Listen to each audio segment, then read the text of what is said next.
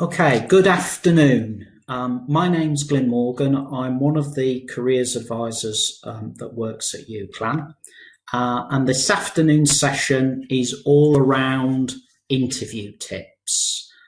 It's very much an introduction. One of the things I've asked you to do is put your course details in the chat box, and I'll try and reflect as we go along how different styles of interviews may influence different parts of the interview. So many employers in the UK use interviews as part of their selection process. Interviews can come in many varieties. So, for example, an interview for, say, a mental health nurse is going to be a little bit different to somebody who's going for, say, a business graduate scheme. Okay, so I'll try and make those distinctions as we go along. I'm going to outline my 5 top tips that cover most types of interviews and talk about interviews in general terms. But I am interested in your thoughts, your experiences, and any questions. So please put them in the chat box as we go along. Okay, so the aim of the session is clearly to give you some tips of the things that I think are most important and are common to any type of job interview. Okay, so my first tip is around researching the target employer.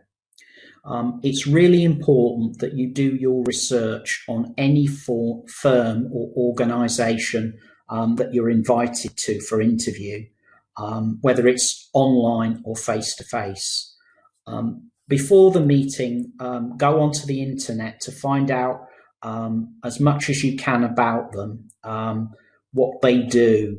If you're applying to the NHS, you need to find out a bit about how they work.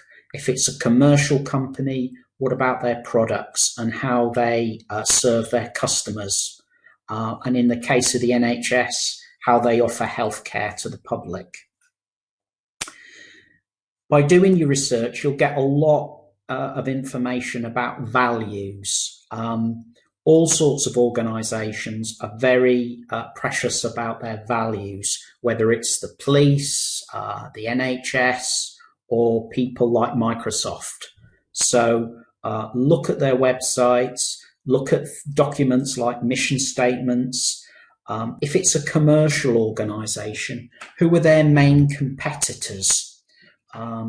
What's their market like? And how's their sector adapting to COVID? Make sure you look at the job advert. Often the job advert, or if you're going for the NHS, there'll be a person specification. Those documents will give you vital clues about the structure of the interview. They'll tell you maybe potential questions, how things are going to pan out.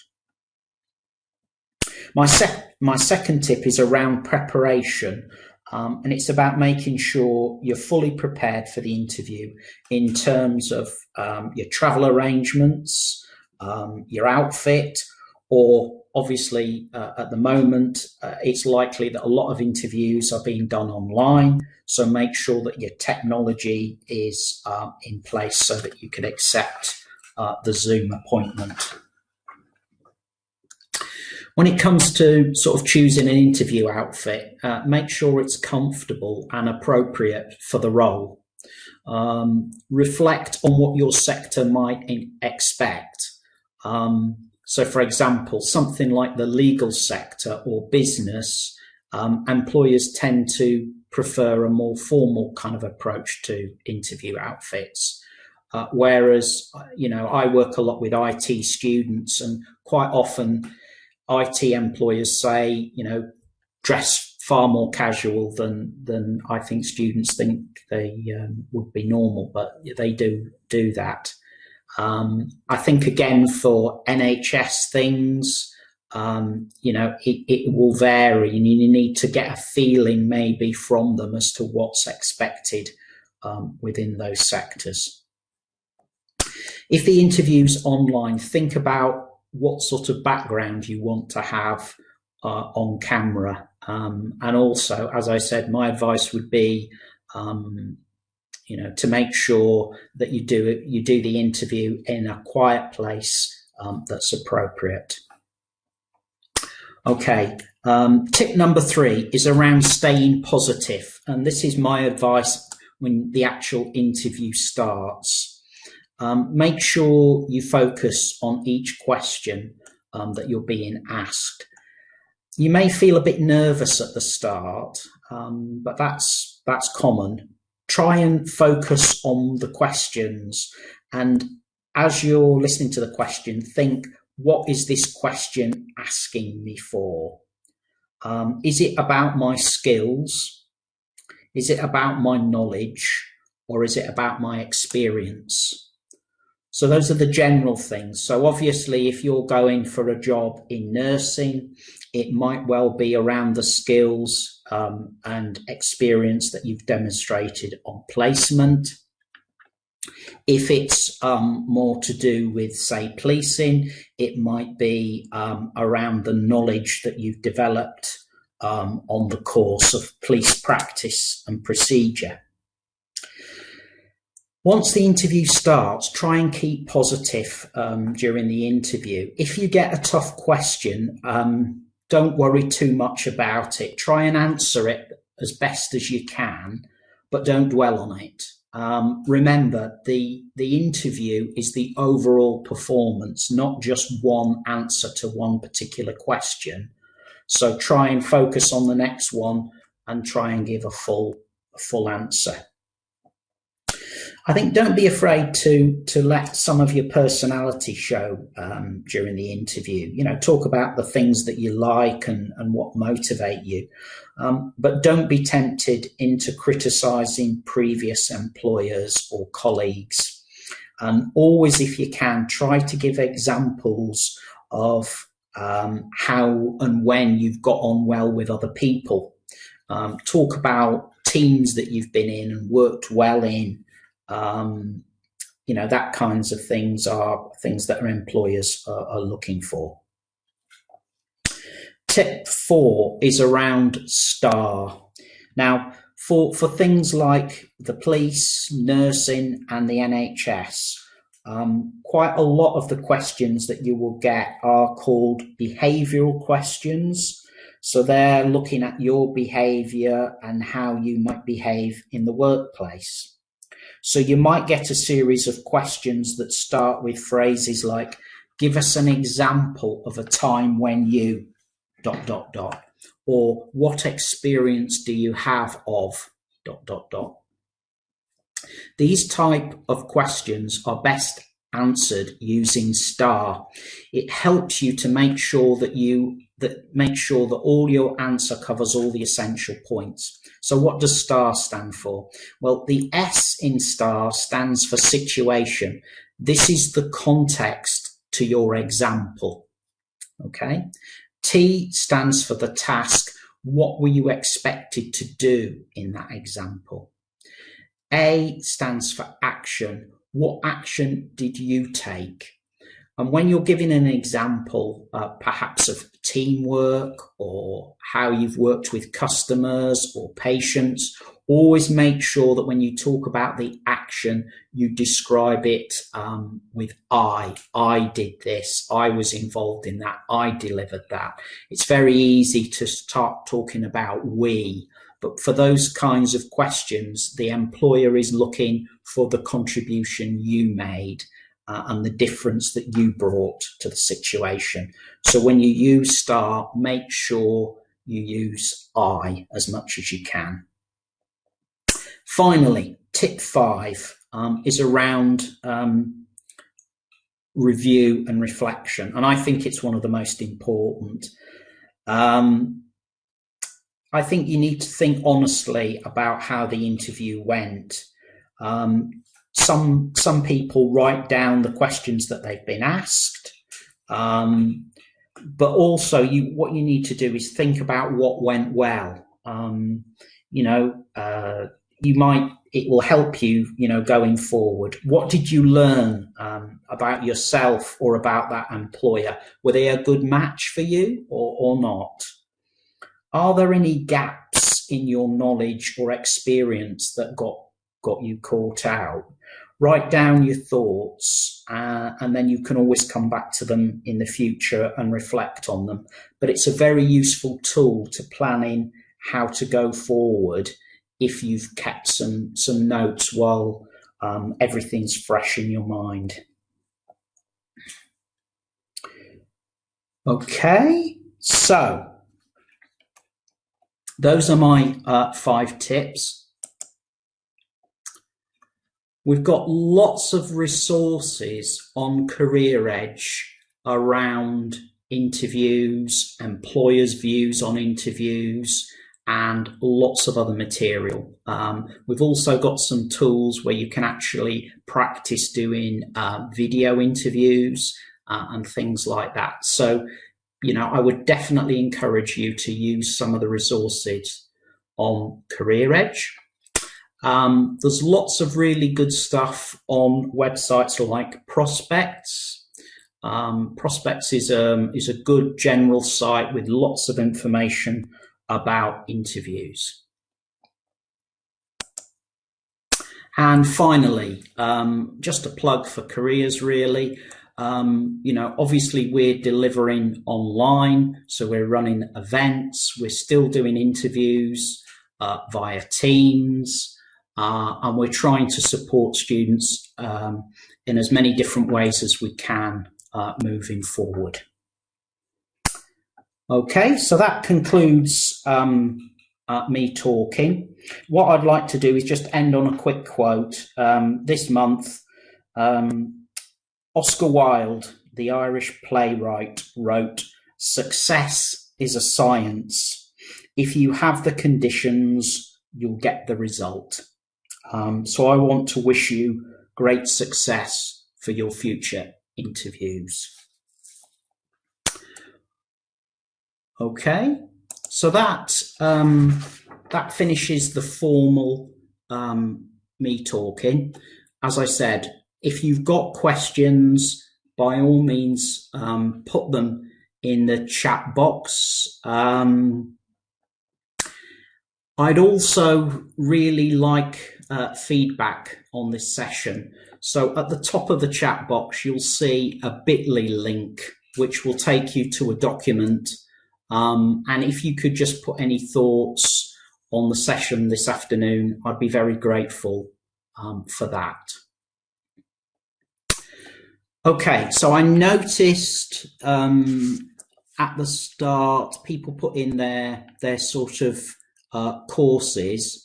So quite a few people are from the sort of health and medical sector. So as I said, one of the things that the NHS is very good at is they provide a lot of information about their interviews. So when you apply for a job in the NHS, there is a person spec which will outline the skills, knowledge and experience required. And it will often in one of the columns say whether those skills, knowledge or experience is going to be tested at the interview. So you get a big clue as to whether or not an employer is going to ask that particular skill or that particular experience because it's there on the person spec. Okay. Not every employer is like the NHS. So, for example, I work with a lot of students from law, and what tends to happen is in the law sector, they tend to be just an advert rather than a person spec which details all the skills, knowledge and experience. It's just more from an advert. So you've got to guess a little bit more as to the kinds of things that might come up at interview. Okay, I noticed that a couple of people are typing. And as I said, if you've got any questions, by all means, put them in the chat box and I'll try and answer them.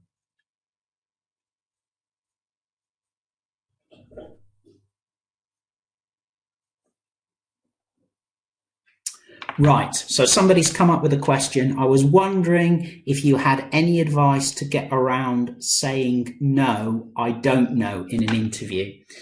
Right, I would kind of hope that in most interviews that you go for, I would hope that you could ask the employer, if you didn't understand the question, to maybe ask them to repeat it.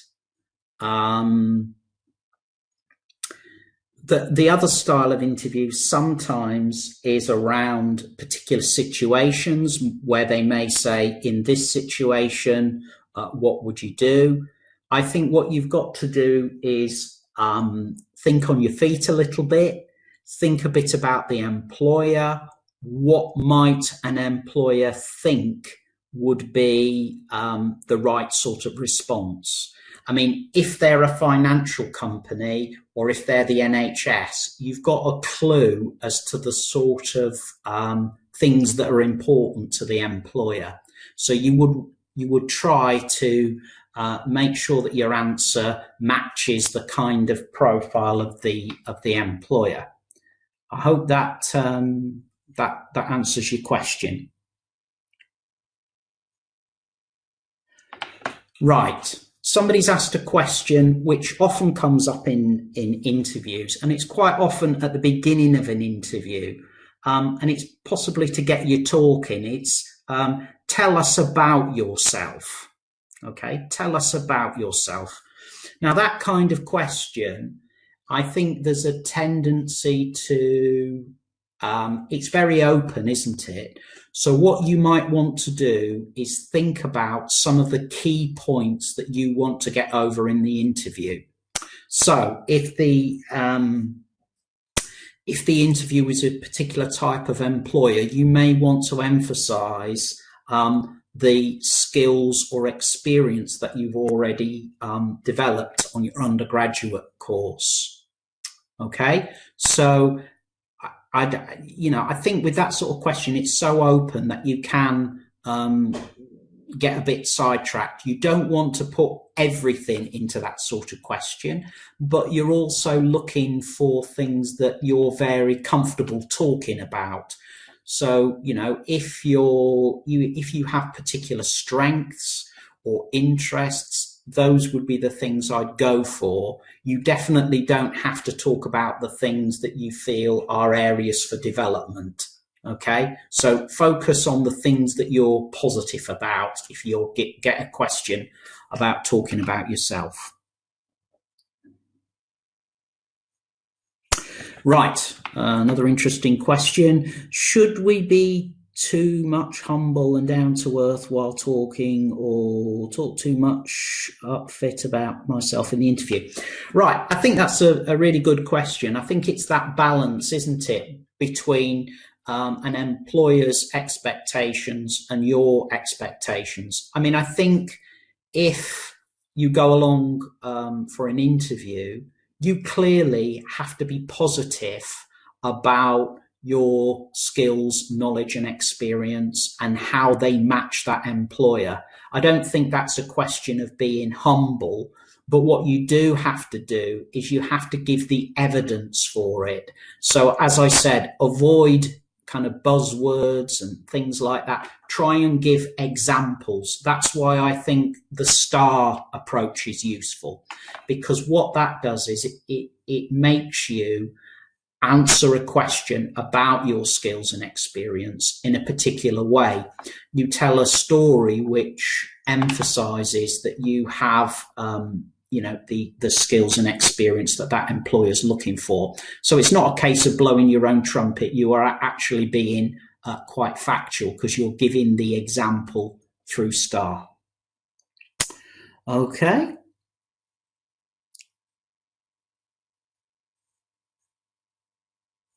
Right, so somebody's saying common stories or general knowledge. It's unlikely that you're getting questions around general knowledge. I mean, what's going to happen is most employers, depending on who they are, will focus very much on what they're looking for from a potential employee. Now, occasionally you might, be asked a little bit about, well, what do you do in your spare time, something like that. But that would be, not so much emphasis as I said, the skills, knowledge, and experience that match the employer. So you might want to think about things that interest you that match what the organisation does. So, if you're going for the health service, having an interest in general health and sport and things like that would be useful.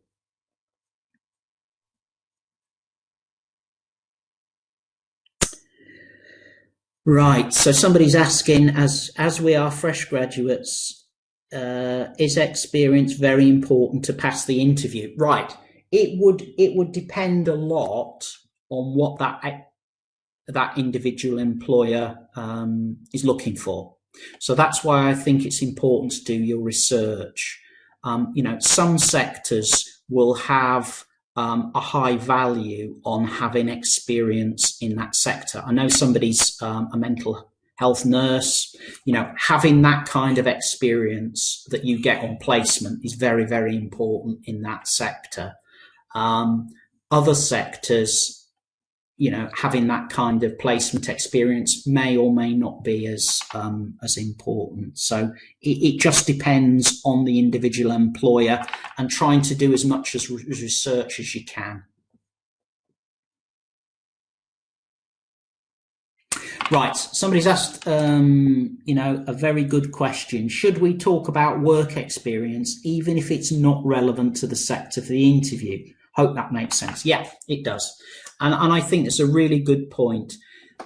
Perhaps in an interview question, you may not have direct experience of something, but we are always trying to focus on transferable skills. So, for example, you may have done some work experience that's not necessarily related to the job that you're going for, but it may have some transferable skills around communication, or around teamwork, or targets, or something that is transferable to the target that you're going for in that particular interview. So definitely think about the other experiences. Think about your whole life and what experiences you've had and how they may fit with the target employer. But transferable skills are very, very important. So yeah, that's a really good point.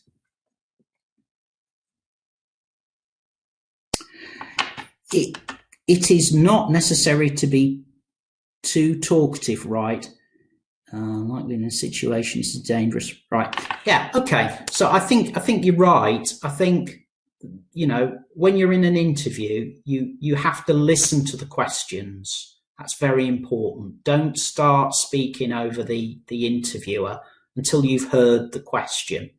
If you want to have even a natural pause before you start speaking, that's fine as well. What you don't want to do is leave it 5 minutes or 10 minutes before you start speaking. That would be too long. But certainly you want to try and get to the meat of the question fairly quickly. So that's why I think, again, the STAR approach is useful, because what it does is it gets you to answer the question fairly quickly. So if it's an example of what experience have you had with customers, make sure you'll get into the customer experience fairly quickly. Or if they're saying, if you've got experience of people with mental health, get to that part of it fairly quickly.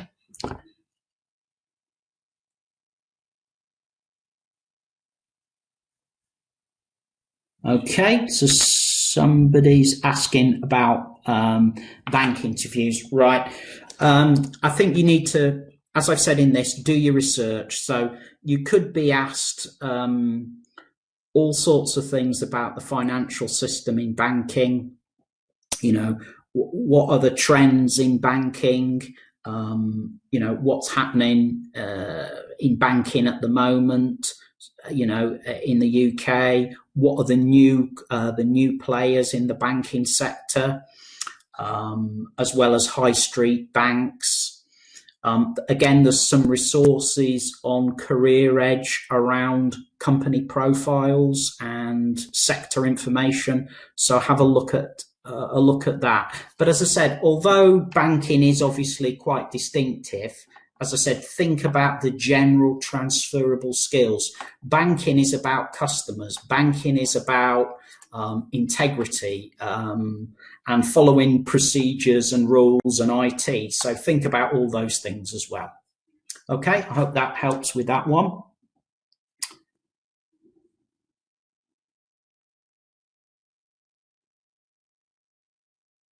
Yeah, so somebody's asking about banking experience in another country. Yeah, I would have thought that should definitely help you. But obviously, it depends on whether Barclays and Lloyds or whoever it is feel that that's appropriate. But I think having that experience of customers and financial propriety is very useful. So I'd certainly think it would be useful. Okay, I'm conscious of time, so I don't want to keep anybody longer than they need to be here. So if you've got any last questions, then by all means put them in the chat box.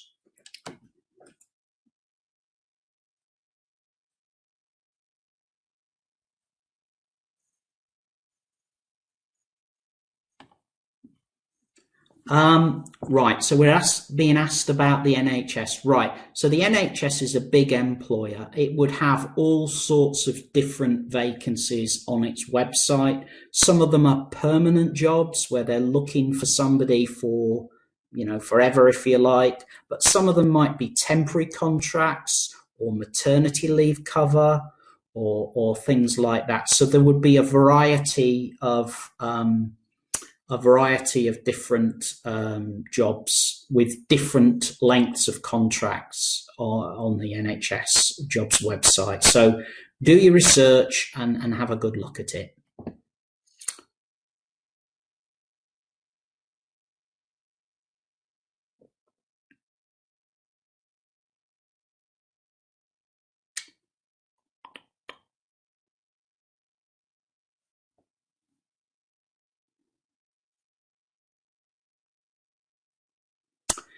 Okay, so I think we're coming to the end. Can I just remind everybody about the bit.ly link and just give me a bit of feedback on today's session? It would be really helpful if you could complete that bit.ly link.